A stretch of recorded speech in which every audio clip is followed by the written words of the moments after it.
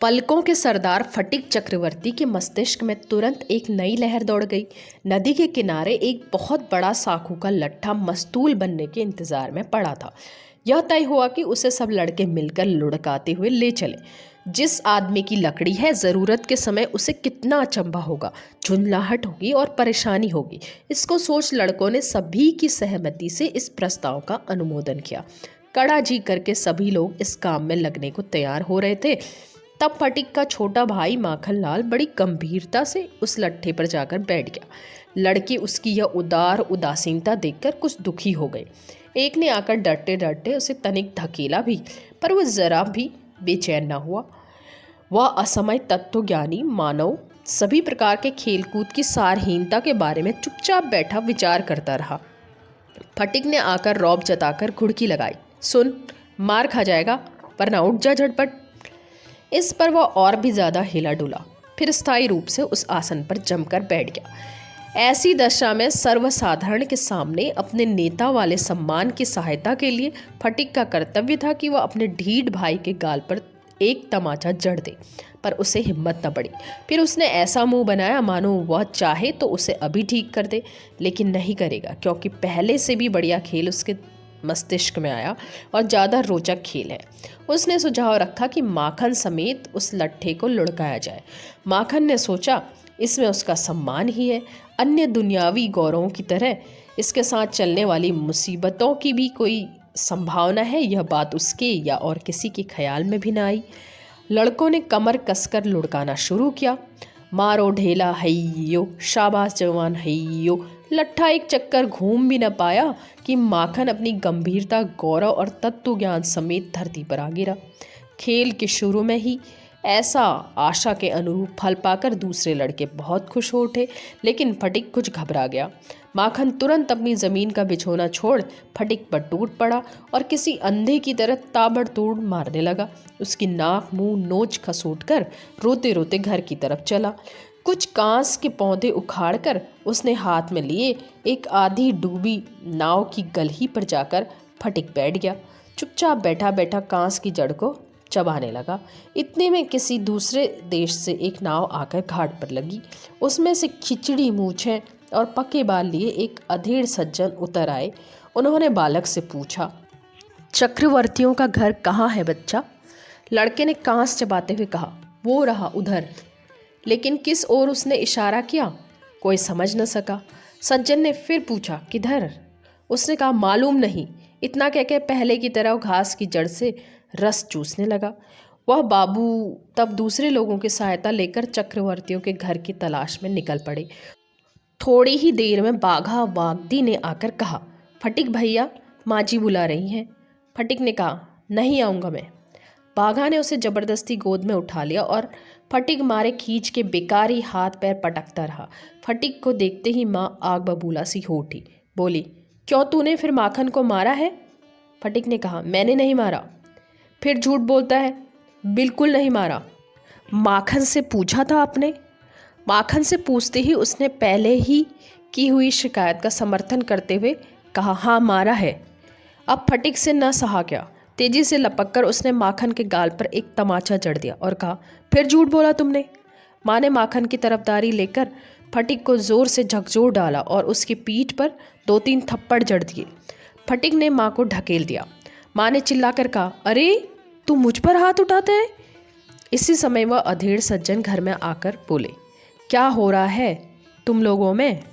फटिक की माँ आश्चर्य और आनंद से विह्वल हो बोल पड़ी, अरे ये तो दादा आ गए। कब आए दादा? कहकर उन्होंने अपने भाई को प्रणाम किया। दादा नौकरी करने बहुत दिन पहले पश्चिम चले गए थे। इस बीच फटिक की माँ के 2 बच्चे हुए। बच्चे काफ़ी बड़े हो गए थे। उनके पति का इंतकाल हो गया था, लेकिन दादा एक बार भी अपनी बहन से मिलने नहीं आए। आज बहुत दिनों बाद छुट्टी पाकर विश्वंभर बाबू अपनी बहन से मिलने आए हैं। फिर कुछ दिन बड़े मज़े में बीते। आखिर में विदा होने के 2-1 दिन पहले विश्वंभर बाबू ने अपनी बहन के बच्चों की पढ़ाई लिखाई और उनके मानसिक विकास के बारे में पूछा। जवाब में उन्हें सुनने को मिला कि फटिक कहना नहीं मानता, नटखट और शैतान है, पढ़ने में बिल्कुल ध्यान नहीं देता। माखन शांत और सुशील है, पढ़ने लिखने में भी तेज है। उनकी बहन ने कहा, फटिक से मैं काफ़ी परेशान हो गई हूँ। सुनकर विशंभर बाबू ने सुझाव रखा कि वे फटिक को कलकत्ता ले जाएंगे, अपने पास रखकर उसकी पढ़ाई लिखाई का प्रबंध करेंगे। विधवा इस सुझाव पर एकदम राजी हो गई। उन्होंने फटिक से पूछा, क्यों रे फटिक, मामा के साथ कलकत्ता जाएगा? फटिक ने उछल कर कहा, बिल्कुल जाऊंगा। हालांकि फटिक को विदा करने में उसकी माँ को कोई परेशानी न थी, क्योंकि उसको हमेशा यही भय बना रहता था कि किसी न किसी दिन वह माखन को पानी में धक्का दे दे या सिर ही न फोड़ दे या और कोई दुर्घटना न कर बैठे। फिर भी फटिक के जाने का ऐसा आग्रह देखकर मन वेदना से भर उठा। फटिक ने, मामा कब जाओगे, किस वक्त रवाना होगे, पूछते पूछते मामा को परेशान कर डाला। मारे खुशी के उसे रात को नींद न आई। आखिर में रवाना होते वक्त खुशी से भरकर वह अपनी बंसी, पतंग और चरखी माखन को पुश्त दर पुश्त इस्तेमाल करने का पूरा अधिकार देते हुए सौंप गया। कलकत्ता में ननिहाल पहुंचकर सबसे पहले मामी से भेंट हुई। अपने परिवार में अनावश्यक वृद्धि से मामी खुश हुई थी, ऐसा कुछ नहीं कहा जा सकता। वह अपने 3 लड़कों के साथ अपनी रुचि के अनुसार गृहस्थी चला रही थी। सहसा इस सब के बीच एक 13 साल के अपरिचित अशिक्षित देहाती लड़के को छोड़ देने से घर में तूफान की संभावना सी हो गई। विशंभर की उम्र अधिक हो चुकी है, फिर भी उसे तनिक भी अकल नहीं। खास तौर से 13-14 साल के लड़के के समान संसार में दूसरी कोई बला ही नहीं। न तो वह घर की शोभा है और न किसी काम के काबिल ही। न तो उसे देखकर प्यार ही उमड़ता है और न उसकी सोबत ही किसी के लिए सुखकर है। उसके मुंह से तोतली बोली निकले तो लोग समझेंगे कि वह बन रहा है। साफ साफ स्पष्ट बातें करने लगे तो लोग कहेंगे बुजुर्गों की नकल करता है और उसका बात करना ही ढिठाई है। अचानक कपड़ों लत्तों के नाम पर कुछ भी ख्याल न कर बड़े ही भद्दे ढंग से उसका बढ़ते जाना भी लोगों की दृष्टि में एक आवारा उद्दंडता सी लगती है। उसके बचपन की कोमलता और कंठ की मिठास यदि नहीं बनी रहती तो लोग इसके लिए उसी को अपराधी बनाए बिना नहीं रह सकते। बचपन और जवानी के बहुत से दोष माफ किए जा सकते हैं, किंतु इस उम्र की कोई स्वाभाविक सहज गलती भी असहनीय सी लगती है।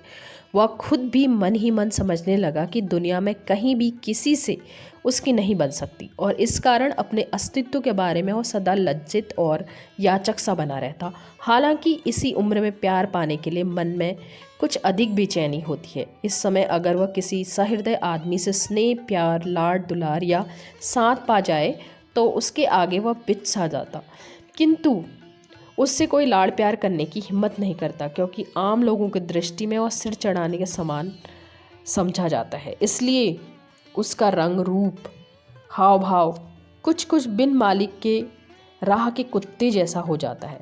ऐसी हालत में माँ के घर के अलावा कोई भी अनजान जगह बालक के लिए नरक के समान होती है। चारों ओर का स्नेह शून्य अनचाहापन उसके कदम कदम पर कांटों की तरह चुभता रहता है। खास तौर से इस उम्र में नारी जाति किसी श्रेष्ठ स्वर्गलोक की दुर्लभ प्राणी सी लगती है।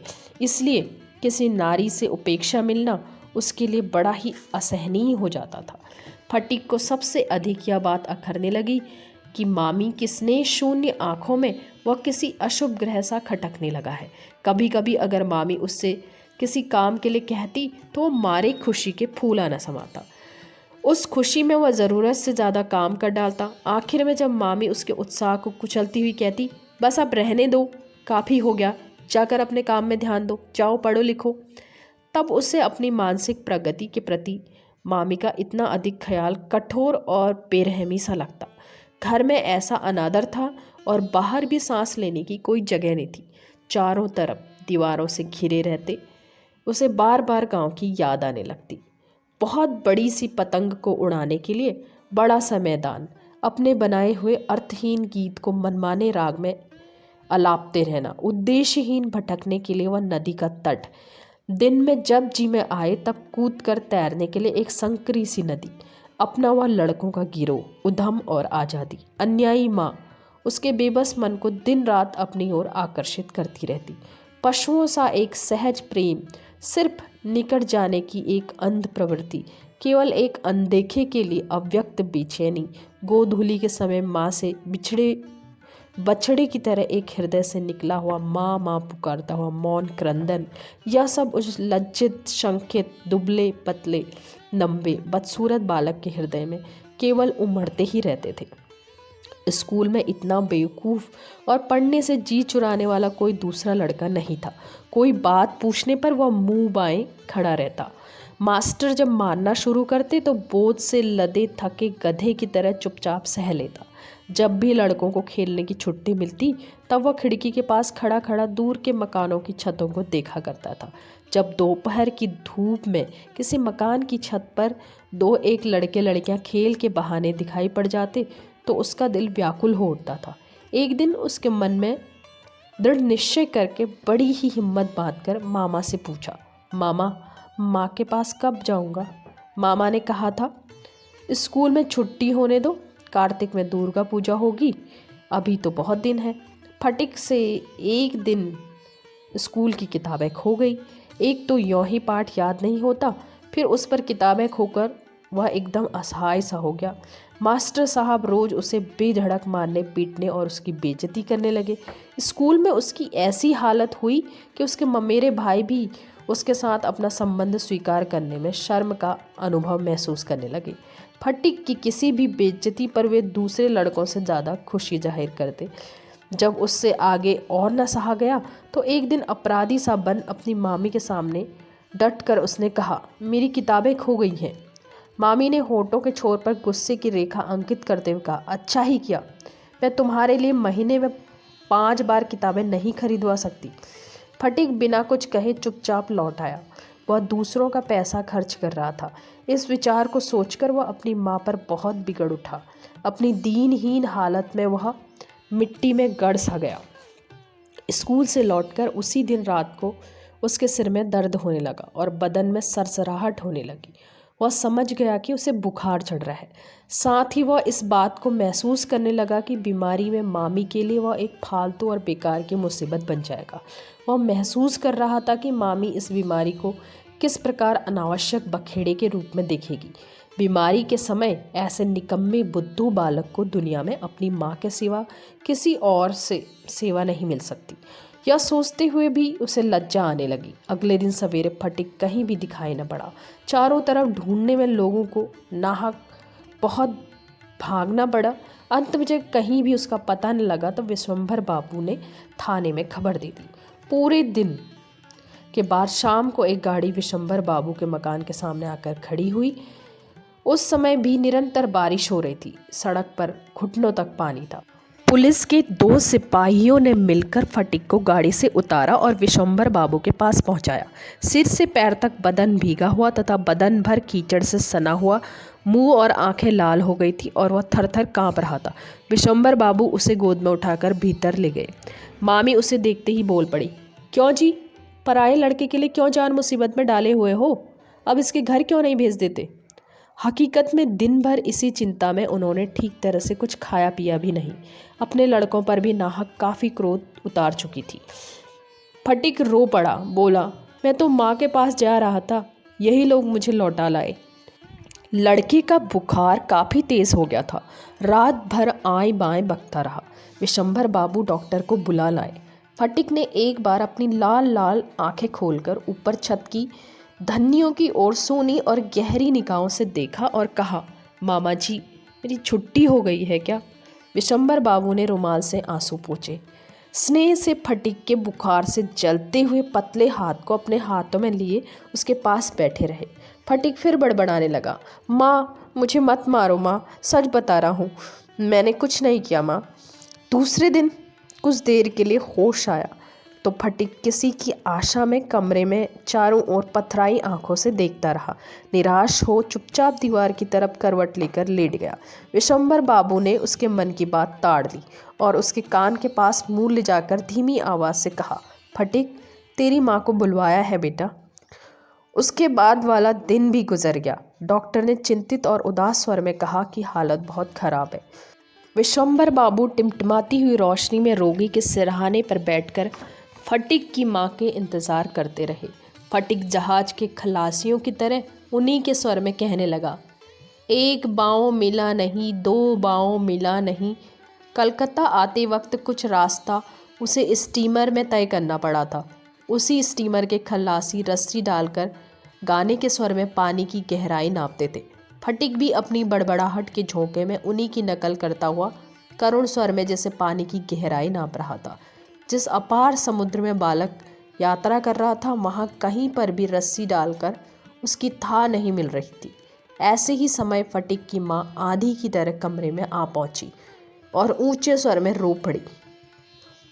विश्वंभर ने बड़ी मुश्किल से बहन के रोने को रोका तो वह अपने फटिक के बिस्तर पर पछाड़ खाकर गिर पड़ी और जोर जोर से पुकारने लगी, फटिक फटिक, मेरे लाल, मेरे मुन्ना, मेरे बेटे।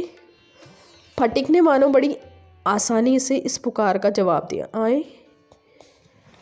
माँ ने फिर पुकारा, अरे मेरा बेटा फटिक रे, मेरा बचुआ रे। फटिक ने धीरे धीरे से करवट बदली और फिर विशेष आदमी की ओर लक्ष्य न करते हुए धीमे और गंभीर स्वर में कहा, माँ अब मेरी छुट्टी हो गई है। माँ अब मैं घर जा रहा हूँ। माँ